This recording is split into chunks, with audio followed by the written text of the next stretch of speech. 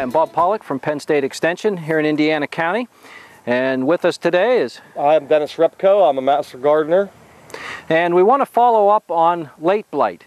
This disease has been a major problem, the worst that I've ever seen it here in Indiana County, and it's a fungus that affects tomato plants and potato plants.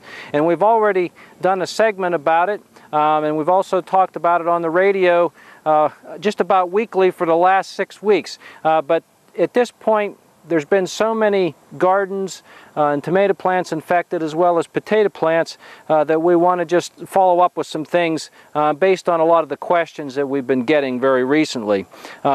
So we do have a plant here, and it's still alive, and it actually does have a little bit initial infection of late blight on it.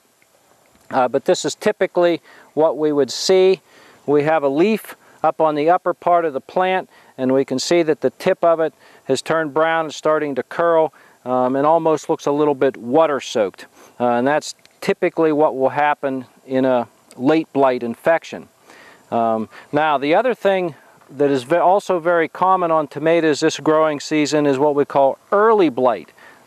Early blight and late blight are separate diseases, and we're going to just follow up a little bit on that.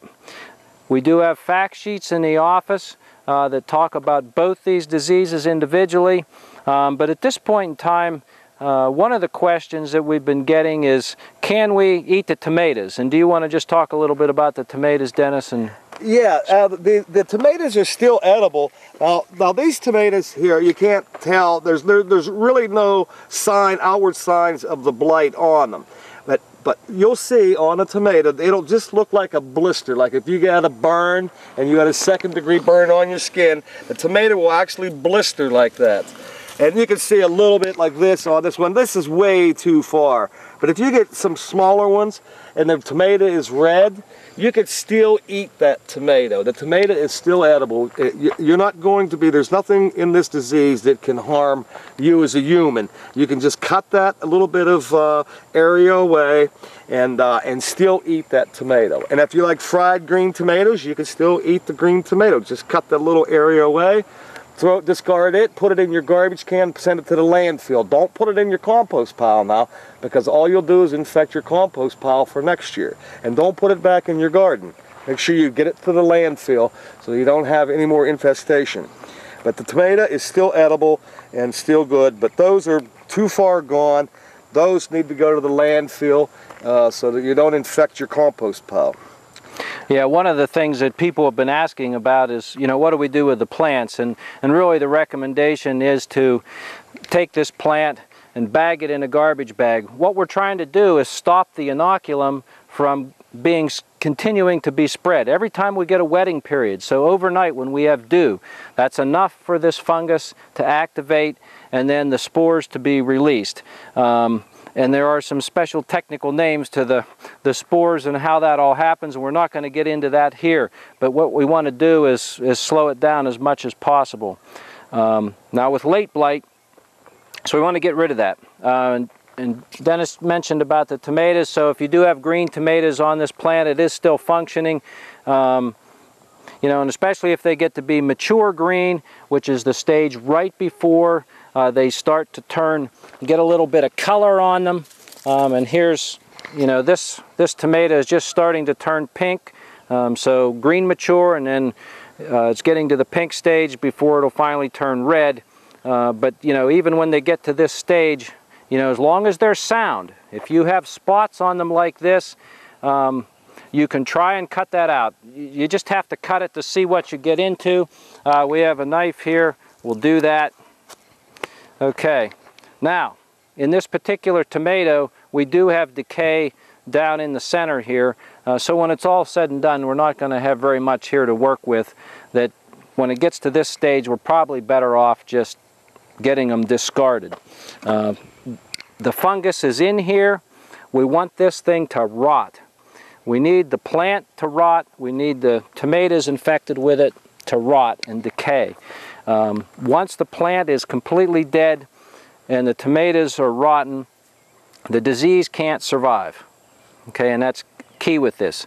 Late blight will not spend the winter here, okay? So that's why we want to get this bagged up and disposed of. It can't overwinter here. Now, the exception, and there is an exception to that, is if you have potatoes, and if you have an infected potato, and say you left that in the garden, your plants died down, you didn't even harvest them, you left them there, and that potato survived in the ground over winter, then, and was able to sprout in the spring, then that plant, that volunteer, does have the fungus in it and will start and cause new infections next year. So that's why we got to get rid of all this, the tomatoes and the potatoes, and not leave any call piles, is typically what people, what you call it when you just put your pile of potatoes out back and leave them there to rot. Some of them may survive, and we don't want that to happen. There's no guarantee that we'll have late blight here next year, all right? But given the situation, I think we need to be prepared and expect it to be here and plan ahead. Just because it is just everywhere in the county, the likelihood that we could get some part of a plant or a potato survive the winter, that'll be a new source of inoculum next spring. Bob, what about canning these now? Can you preserve these tomatoes if you cut away the damaged area? Can I still cold pack that or pressure, put that, preserve that for the winter? The short answer to that is no. When we can, we want to have high quality, ripe, mature fruit. So these, we want to have them without blemishes, we want to have them without disease. These are not going to preserve well, so we need to discard them. If you can get them to ripen up without any diseases on them, then those will be okay to can. But otherwise, we're just going to have to dispose of them and probably go out and purchase tomatoes if we want to do some canning this year. So a ripe plant, ripe tomato with a blister on is edible, and it's not harmful to eat. Just cut away the blister and don't can them, right? They're not. Correct. They're not hardy for. That's they're right. not good for canning. No. Right? And we need to discard the plant, but the disease will not overwinter. That's correct. And that's correct. And we have very good fact sheets at the office on canning, and in those procedures, they explain, what fruit you need to have, the maturity and everything, in order to have success with canning.